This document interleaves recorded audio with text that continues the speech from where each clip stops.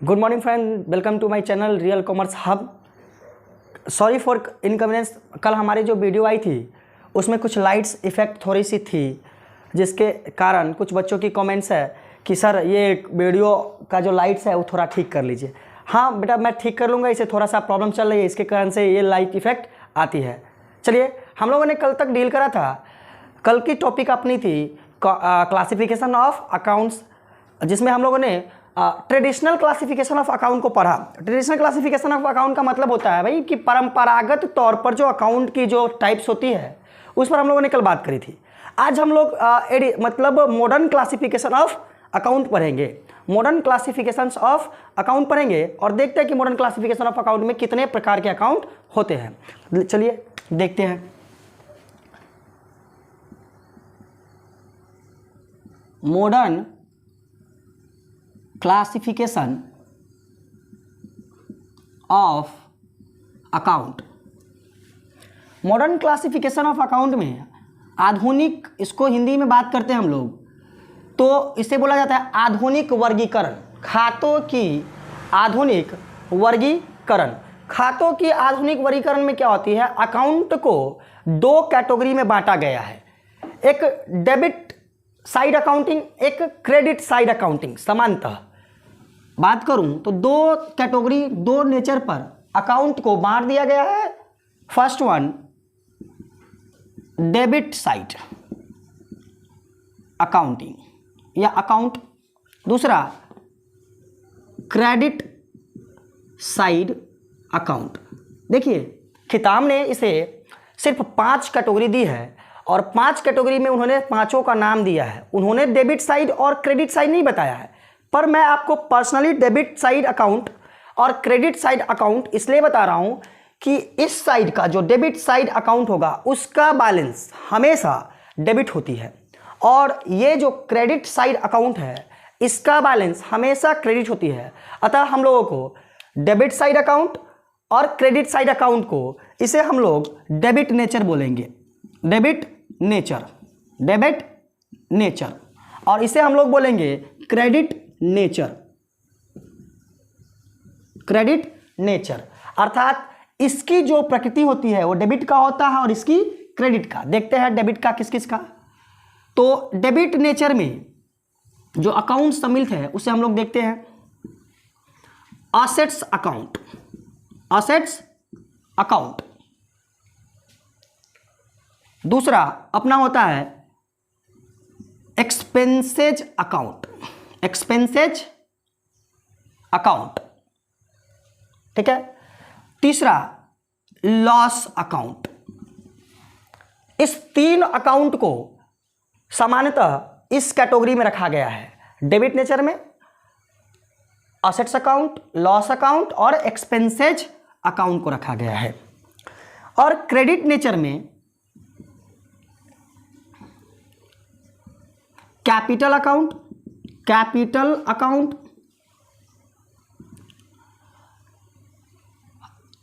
और income account को रखा गया है। कैपिटल अकाउंट और इनकम अकाउंट को रखा गया है। कैपिटल अकाउंट और इनकम अकाउंट को क्रेडिट नेचर में रखा गया है। अब हम लोग इस पर बात करें तो देखिए, असेट्स जिस पे हम कल बात कर रहे थे, वैसी चीजें जिसका प्रयोग हम बिजनेस में, बिजनेस को चलाने के उद्देश्य से करते हैं तो उसे असेट्स कहते हैं। उसका सामान्यतः बैलेंस असेट्स का डेबिट नेचर की होती है, इसलिए इसे डेबिट साइड या डेबिट नेचर अकाउंटिंग कहा जाता है। यह मॉडर्न क्लासिफिकेशंस में हमारे अकाउंट 5 प्रकार की हुई। कौन कौन? तो assets account, expenses account, capital account, income account और लॉस अकाउंट। समानतः लॉस और एक्सपेंसेज अकाउंट, ये दोनों अकाउंट को मार्ज किया जाता है, अर्थात एक साथ रखा जाता है, ठीक है। नॉर्मली दोनों लॉस और एक्सपेंसेज अकाउंट को एक साथ रखा गया है मॉडर्न क्लासिफिकेशन में। दूसरी तरफ इधर देखते हैं इनकम, ये जो है अपना क्रेडिट साइड में, इधर देखिए एक आ जाती है liability account. Liability account, sorry इधर लिख देते हैं हम लोग थोड़ा इसे, लाइबिलिटी अकाउंट। ध्यान से देखिए बेटा, सामान्यतः मैंने बताया आपको कि ये जो अपना है एक असेट्स अकाउंट और लॉस और एक्सपेंसेज अकाउंट को एक ही कैटेगरी में रखा गया, इसलिए आप इसे पहला मान लीजिए, इन दोनों को दूसरा मान लीजिए, लाइबिलिटी अकाउंट को तीसरा मान लीजिए और कैपिटल अकाउंट को चौथा मान लीजिए, चौथा अकाउंट, और इनकम को पांचवा अकाउंट मान लीजिए। अर्थात हम कह सकते हैं कि मॉडर्न क्लासिफिकेशंस ऑफ अकाउंट में 5 प्रकार अवश्य होते हैं, लेकिन 5 प्रकार में एक लॉस अकाउंट छुपी होती है जो एक्सपेंसेज का ही एक भाग होता है। अब हम लोग बारी बारी से इस सारे अकाउंट को क्लासिफाइड करते हैं। फर्स्ट है अपना असेट्स अकाउंट। असेट्स अकाउंट देखिए, हम लोग जानते हैं असेट्स किसे कहते हैं, वह वस्तु जिसका प्रयोग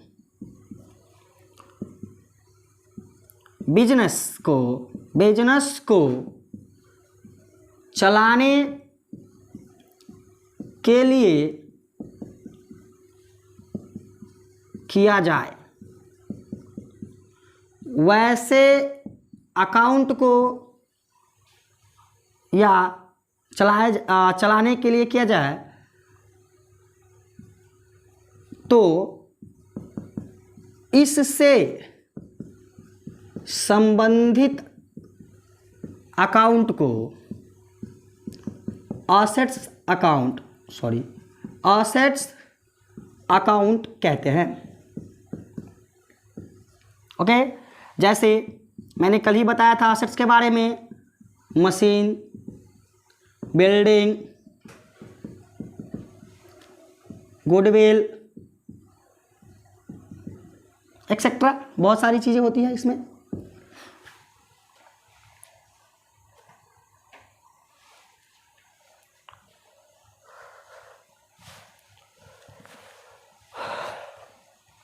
दूसरा अपना पास है लॉस अकाउंट या इसी को हम लोग एक्सपेंसेज अकाउंट कहते हैं। एक्सपेंसेज अकाउंट का मतलब होता है, देखिए पहली बात समझते हैं एक्सपेंसेज क्या होता है। देखिए, जब हम मशीन या किसी प्रकार की कोई संपत्ति खरीदे उस समय भी हमारी खर्च होती है, उस समय खर्च होती है तो उसे खर्च खाता कह सकते हैं, लेकिन ऐसा नहीं कहते। क्यों नहीं कहते?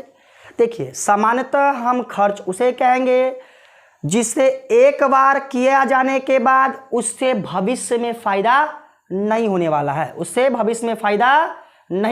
है, जब उन चीज़ों पर खर्च जहां पर भविष्य में फायदा हो तो उसे हम लोग संपत्ति के कैटेगरी में रखते हैं। किसके कैटेगरी में? संपत्ति के कैटेगरी में रखते हैं। लेकिन वैसे चीज जिसको एक बार खर्च कर दिए तो कर दिए, वह हो चुका है, उससे भविष्य में हमें कोई फायदा नहीं मिलने वाला है, जो मिल चुका तो उसको हम लोग एक्सपेंसेज कहते हैं। क्या कहते हैं? एक्सपेंसेज कहते हैं। उसी को हम लोग नॉर्मली लॉस भी कहते हैं, कोई दिक्कत नहीं है, ठीक है। तो वैसा खाता जो वैसे खाते से संबंधित मद या लेन देन जो एक बार हमने खर्च कर दिया उसे भविष्य में उसकी कोई फायदा हमें नहीं मिलने वाली है, तो उसे हम लोग एक्सपेंसेज कहेंगे, ठीक है। जैसे कि बात करूं तो एक्सपेंसेज में रेंट अकाउंट, सैलरी अकाउंट या इत्यादि इस प्रकार की जितनी भी चीजें होती है। जैसे देखिए, सैलरी हम किसी को, वर्कर्स को महीने भर काम करने के बाद देते हैं। अब उसी सैलरी से हम अगले महीने की खर्च मैकअप नहीं कर सकते हैं। वह खर्च जो हमने सैलरी दे दी उसके बदले वह काम कर चुका है, मुझे फायदा मिल चुकी है, ओके। तो वैसे चीज जो उसे भविष्य के लिए एक्सपेंड किया जाए एक्सपेंस किया जाए तो उसे असेट्स में रखा जाएगा, लेकिन जो जिसका हम उपयोग कर चुके हैं उसके बदले दे रहे हैं तो उसे एक्सपेंसेज में रखा जाएगा। ओके, ये होती है डेबिट नेचर की, अर्थात इस तीनों अकाउंट की बैलेंस ऑलवेज डेबिट बैलेंस होगा, यह क्रेडिट नहीं होता। एक्सेप्शन है, क्रेडिट होती है, लेकिन फिर भी उसकी बैलेंस कभी क्रेडिट नहीं होती, यह हमेशा डेबिट रहता है। दूसरी तरफ चले तो आती है तीसरा अकाउंट, अपनी लायबिलिटी अकाउंट। तीसरा अकाउंट लायबिलिटी अकाउंट। एक काम कीजिए, इसकी स्क्रीनशॉट लीजिए, आगे बढ़ेंगे हम लोग। चलिए, अब जो हमारा अभी तीसरा अकाउंट है वो लायबिलिटी अकाउंट है। ये इंपॉर्टेंस है टॉपिक, इसलिए मैं लिख रहा हूँ। तीसरा जो है अपना, जो तीसरा है वो है लायबिलिटी अकाउंट। पहले बात बेटा समझिए, लायबिलिटी किसे कहते हैं? वह वस्तु या धन जो हमें किसी दूसरे व्यक्ति से प्राप्त हुआ है और उसे लौटाना है, तो वह हमारे लिए दायित्व है। क्या है? दायित्व है, अर्थात लायबिलिटी। लायबिलिटी को हिंदी में कहा जाता है दायित्व। दायित्व मतलब वह धन या पैसा या रुपया या कोई वस्तु जिसे मुझे किसी अन्य व्यक्ति को लौटानी है, तो उसे हम लोग कहेंगे लायबिलिटी। क्या कहेंगे? लायबिलिटी। और उसी के खाते को अगर हमें दर्शानी है तो उसे कहेंगे liability account. Okay, liability account का मतलब वह धन या रुपया या वस्तु जिसे हमें बाहरी लोगों को, बाहरी याद रखिएगा, बाहरी लोगों को देने हैं, तो उसे लायबिलिटी कहेंगे। लायबिलिटी कहेंगे। ओके, मतलब वह पैसा या धन जो मुझे बाहरी लोगों को, देखिए कैपिटल को भी लायबिलिटी सामान्यतः कहा जाता है, पर वह लायबिलिटी नहीं होती है, वह इंटरनल लायबिलिटी होती है, बिजनेस की अंदर की चीजें है, वह मालिक और बिजनेस के बीच का रिलेशन होता है। पर ये जो लायबिलिटी होती है यह मालिक और बिजनेस के बीच के अलावा किसी अन्य व्यक्ति के साथ भी संबंध रखता है, तो उसे हम लोग लायबिलिटी कहेंगे। मतलब कि यदि बिजनेसमैन को किसी बिजनेस से बाहर के व्यक्ति को कुछ रुपए लौटाने हो तो उस रुपए को हम लोग लायबिलिटी कहेंगे। That's okay. और लायबिलिटी अकाउंट्स में कुछ अकाउंट्स होते हैं जिसे आप जान लीजिए, जैसे creditor, okay, bills payable account etcetera. जो भी अकाउंट पढ़ रहे हैं इसलिए सारे नाम के बाद हम लोग अकाउंट लगाते हैं। ठीक है, चलिए आगे बढ़ते हैं। हमारा जो चौथा अकाउंट है जो मैंने आपको बताया था वो था कैपिटल अकाउंट। कैपिटल अकाउंट कौन सा अकाउंट? कैपिटल। इसे हिंदी में हम लोग बोलते हैं पूंजी खाता। पूंजी अकाउंट को हिंदी में कहा जाता है खाता। समझिए पूंजी क्या होती है। पूंजी वह धन, रुपया या कोई संपत्ति है जो व्यापार के मालिक द्वारा अपने घर से तथा अपने जेब से दुकान अर्थात बिजनेस को दिया गया है। समझे बात? वह धन, संपत्ति, पैसा जो घर से दुकान में लाया गया है उसे हम लोग कैपिटल कहेंगे। और कैपिटल अमाउंट में होती है अर्थात रुपए में, तो वह कोई भी चीज हो जो घर से लाया गया हो उसका मूल्य जो रुपया में होता है उसे कैपिटल कहते हैं। क्या कहते हैं? साधारण भाषा में बात कीजिए। कैपिटल मतलब वह धन जो मालिक द्वारा घर से दुकान के लिए लाया जाए उसे कैपिटल कहा जाता है। कैपिटल कहा जाता है। और कैपिटल का एग्जाम्पल कैपिटल ही होता है। कैपिटल को कैपिटल अकाउंट ही लिखा जाता है अकाउंटिंग के टर्म में। जब भी अकाउंट में हम लोग जर्नल बनाएंगे, लेजर बनाएंगे या एक्सेट्रा बैलेंस शीट तक लेकर जाएंगे तो कैपिटल को कैपिटल अकाउंट के नाम से ही लेकर जाएंगे। लास्ट होता है अपना इनकम अकाउंट। इनकम को सामान्यतः रेवेन्यू भी बोला जाता है, रेवेन्यू अकाउंट। इनकम मतलब आय खाता। सीधा समझिए, यह वह खाता होंगे जहां से बिजनेस कुछ अर्न करती है, जहां से बिजनेस में पैसा की स्रोत अर्थात बिजनेस में पैसा आती है। जैसे सेल, कमीशन कहीं से मिल गया, किसी से रेंट मिल गई, किसी से रेंट की बात करूं, हाँ, जैसे किसी भी प्रकार, किसी से इंटरेस्ट मिल गई, कहीं हमने इन्वेस्टमेंट किया था वहां से इंटरेस्ट आ गई, तो इन सब खाते को हम लोग क्या कहेंगे, ये इनकम या रेवेन्यू अकाउंट। मतलब यह आमदनी से संबंधित होता है, जो व्यापार के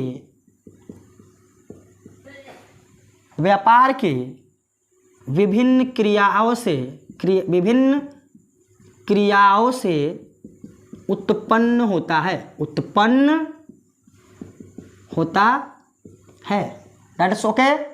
जैसे कि बात करूं तो इसमें आ जाएंगे आपको सेल्स अकाउंट। जैसे माल बेचे तो पैसा आई, और पैसा आई तो इनकम हुई, और इनकम हुई तो यह इनकम अकाउंट है। जैसे ही बात करूं इंटरेस्ट रिसीव्ड अकाउंट,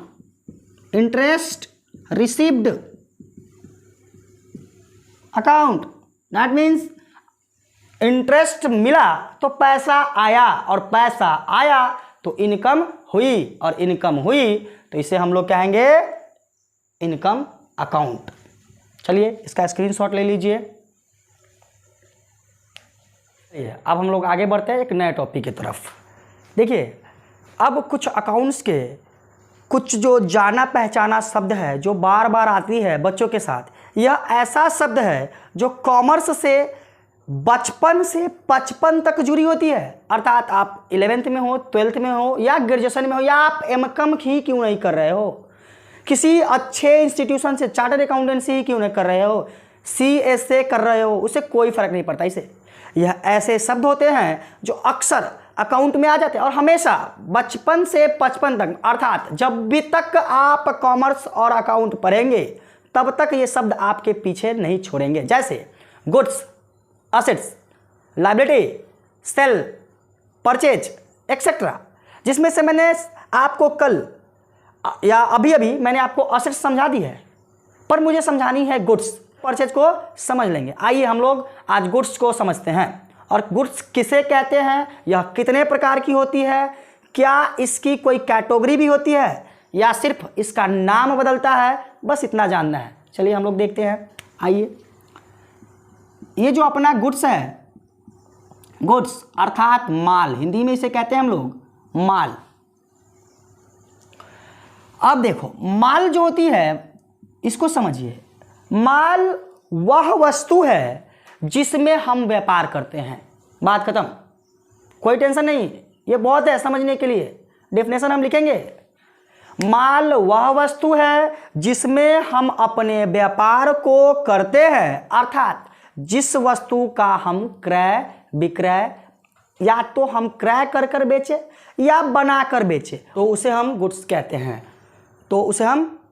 कहते हैं। चलिए आइए पहले गुड्स को हम लोग लिखते हैं। गुड्स कैसा होता है, वह वस्तु जिसका उत्पादन अथवा क्रय,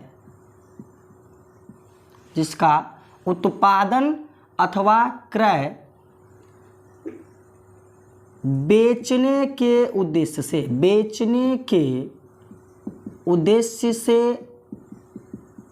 किया जाए तो उसे गुड्स कहते हैं। ओके, तो हमने समझा वह वस्तु जिसका उत्पादन अर्थात हम बना भी सकते हैं और क्रय करके भी ला सकते हैं, तो वैसे वस्तु को हम लोग कहेंगे गुड्स। That's clear. अब समझते हैं बेटा हम लोग गुड्स कितने प्रकार के होते हैं। सबसे बड़ी बात, गुड्स की जो कैटेगरी है, जो उसकी क्राइटेरिया है या उसके जो प्रकार है, याद रखिएगा वह उसकी स्थिति के अनुसार बदलती है, उसकी नाम या अलग से कोई क्राइटेरिया नहीं लगाई गई है। ओके, जैसे देखिए गुड्स को सामान्यतः 4 भागों में बांट दिया जाता है। सामान्यतः 4 भागों में बांट दिया जाता है। पहला परचेज गुड्स, परचेज गुड्स जिसे हम लोग अकाउंटिंग टर्म में परचेज अकाउंट के नाम से जानते हैं।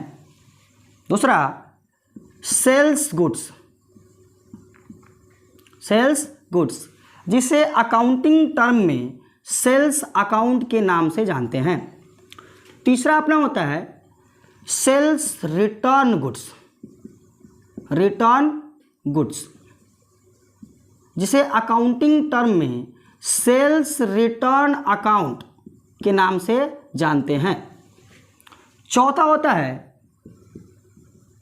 परचेज रिटर्न गुड्स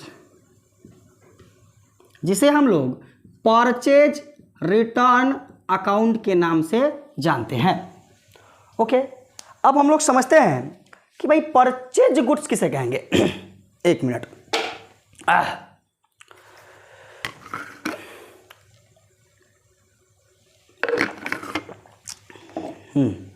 चलिए अब है अपना परचेज गुड्स। देखिए मेरी बात को सिर्फ ध्यान से समझिए, बस चंद सेकंड लूंगा, इसी में क्लियर हो जाएगी। देखिए मान लीजिए अपना ये गुड्स है। गुड्स कब है? जब इसका मैं क्रय विक्रय करता हूं, अर्थात मैं इसको खरीदता हूं या बनाता हूं बेचने के उद्देश्य से, तब ये गुड्स है। अब देखिए जब ये मार्कर मैंने मार्केट से खरीदा, दैट मीन्स परचेज किया, तो वो हाँ कहलाएगी परचेज गुड्स। क्या कहलाएगी? Purchase goods. क्यों? क्योंकि स्थिति ऐसा है इस मार्कर की अभी कि इसे हम खरीद रहे हैं, तो ये खरीदने की स्थिति है, इसलिए यह कहलाएगी परचेज गुड्स। दूसरा, जब यही मार्कर को देखिए, मार्कर यही है, मार्कर यही है, इसी मार्कर को जब हम किसी ग्राहक को बेचेंगे तो यही मार्कर, स्थिति बदल गई, अब यह मार्कर कहलाएगी सेल्स गुड्स। क्या कहलाएगी? Sales goods. देखिए मार्कर नहीं बदला, क्या गुड्स बदला? सिर्फ स्थिति बदली, इसलिए उसका नाम बदला। तीसरा, मान लीजिए ये मार्कर डिफेक्टिव था, मतलब खराब था, इसे चल नहीं रहा था, तो भागा भागा कस्टमर आया, बोला भैया आपने जो माल मुझे बेचा वो तो खराब है, तो मैं उसे ये लो आप वापस कर लो, ये लो इसे वापस रख लो। मैंने उसे ले लिया, उसकी पैसा वापस कर दिया। अब दिमाग लगाओ, थोड़ी सी सोचो, मेरा बेचा हुआ माल उस बंदे ने मुझे वापस कर दिया, दैट मीन्स सेल किया को रिटर्न किया, मतलब सेल किए हुए माल को मुझे वापस दे दिया, अर्थात उस गुड्स को एट अ टाइम, स्थिति क्या है? सेल रिटर्न, सेल रिटर्न, तो उसे हम लोग बोलते हैं सेल्स रिटर्न गुड्स। क्या बोलते हैं? Sales return goods. चलिए आगे जानते हैं। मान लीजिए कि जो बंदा ने मुझे वापस किया डिफेक्टिव होने के कारण, तो मैंने भी जिससे खरीदा था उसे वापस करूंगा ना। अब जिसे वापस करूंगा तो इसे हम लोग बोलेंगे परचेज रिटर्न गुड्स, क्योंकि मैंने खरीदा हुआ माल, मैं अपना खरीदा हुआ माल को वापस कर रहा हूं अपने सप्लायर को, परचेज को रिटर्न कर रहा हूं, इसलिए यह कहलाएगा purchase return goods. That's okay. तो लीजिए एक स्क्रीनशॉट लीजिए इसका। अभी तक हम लोगों ने क्लासिफिकेशन पढ़ा है, डेफिनेशंस पढ़े हैं, अब हम लोग चलते हैं थोड़ा अकाउंटिंग की ओर। किसकी ओर? अकाउंटिंग की ओर। तो सबसे पहले अकाउंटिंग के लिए हमें कुछ प्रोसीजर होते हैं, अकाउंटिंग प्रोसेस जिसे कहते हैं कि भाई जो लेन देन होगा व्यापार में, जो डेटा हमें मिलेगी व्यापार से, उस डेटा को कहाँ लिखे, कैसे लिखे, किसके बाद कहाँ लिखे। जैसे परचेज हुआ उसे कहाँ लिख दिए, फिर उसके बाद कहाँ लिखेंगे, उसके बाद कहाँ लिखेंगे, वही उसी को हम लोग कहेंगे अकाउंटिंग प्रोसेस। इसे हिंदी में कहा जाता है अकाउंटिंग प्रक्रिया। आइए देखते हैं। ये है, हम लोगों को जाना है अकाउंटिंग प्रोसेस, प्रोसेस इसको हिंदी में कहा जाता है लेखांकन प्रक्रिया, प्रक्रिया, लेखांकन प्रक्रिया। जो अपनी लेखांकन प्रक्रिया होती है वो विभिन्न तरीके की होती है। देखिए, पहला, मुझे किसी भी चीज़ को बिजनेस में इंक्लूड करने के लिए सबसे पहला ट्रांजैक्शन चाहिए। क्या चाहिए? ट्रांजैक्शन। इसका हिंदी होता है लेन देन। लेन देन का मतलब आदान प्रदान करना, किसी वस्तु का आदान प्रदान करना, वह लेन देन कहलाता है। दूसरा, इस लेन देन से हम लोग जर्नल एंट्री बनाते हैं। जर्नल, जर्नल क्या बनाते हैं? जर्नल मतलब रोज नामचा, रोज नामचा बनाते हैं। रोज नामचा से हम लोग लेजर पोस्टिंग करते हैं, अर्थात लेजर बनाते हैं। क्या बनाते हैं? लेजर, अर्थात खाता बही, खाता बही। अब खाता बही से हम लोग ट्रायल बैलेंस बनाते हैं, ट्रायल बैलेंस बनाते हैं। ट्रायल बैलेंस को हिंदी में कहा जाता है तलपट। इस ट्रायल बैलेंस से हम लोग बैलेंस शीट बनाते हैं, बैलेंस शीट बनाते हैं। ट्रायल बैलेंस से balance sheet, sorry, trial balance से हम लोग फाइनल अकाउंट बनाते हैं। फाइनल अकाउंट मतलब अंतिम खाता, अंतिम खाता। अब ये जो अंतिम खाता है अपनी, इसे 3 कैटेगरी में बांट दिया जाता है 11th के बेसिस पर, ठीक है। अदरवाइज 12th के बेसिस पर थोड़ा अलग हो जाती है और आगे जैसे जैसे बढ़ते जाते हैं यह बढ़ती जाती है। लेकिन 11th की जो हमारी अकाउंटिंग है वह सोल प्रोप्राइटरशिप अर्थात एकाकी व्यापार का है, इसलिए इसका 3 कैटेगरी में बांट दिया जाता है। पहला इसका होता है ट्रेडिंग अकाउंट, ट्रेडिंग अकाउंट मतलब व्यापार खाता, व्यापार खाता। दूसरा होता है इसका profit and loss account, profit and loss account मतलब इसे हम लोग बोलते हैं लाभ हानि खाता, लाभ हानि खाता। उसके बाद लास्टली बनती है इसकी बैलेंस शीट, बैलेंस शीट। इसको हम लोग बोलते हैं आर्थिक चिट्ठा, आर्थिक चिट्ठा। ओके, इसका एक स्क्रीनशॉट ले लीजिए। Thank you for watching this video. आज के लिए इतना ही। प्लीज़ मेरे चैनल रियल कॉमर्स सबको सब्सक्राइब कीजिए। अकाउंट BST EPS 11th और 12th की फुल सिलेबस के लिए आप इसे बेल आइकन ऑन कर लीजिए। आपको यहाँ से अकाउंट की बेसिक नॉलेज के साथ साथ हर चैप्टर बाय चैप्टर चीज़ें कराई जाएगी। Okay, thank you.